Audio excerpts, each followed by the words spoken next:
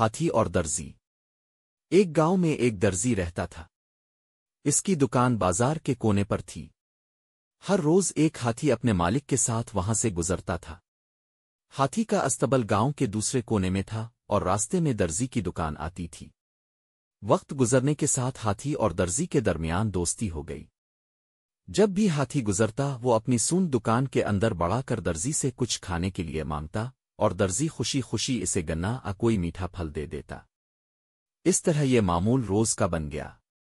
ایک دن درزی بہت غصے میں تھا۔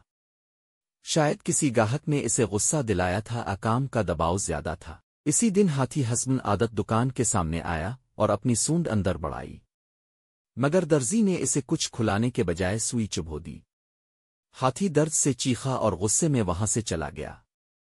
ہاتھی سیدھا دریا کی طرف گیا، اپنی سونڈ میں پانی بھرا اور واپس درزی کی دکان کے سامنے پہنچا۔ اس نے زور سے سونڈ ہلائی اور پانی سیدھا دکان کے اندر پھینک دیا۔ سارا پانی کپڑوں، دھاگوں اور تیار سوٹوں پر گر گیا۔ مہنگے کپڑے خراب ہو گئے اور دکان کا سارا سامان بھیگ کر برباد ہو گیا۔ درزی کو اپنی حرکت پر پچھتاوا ہوا، لیکن تب تک بہت دیر ہو چکی تھی۔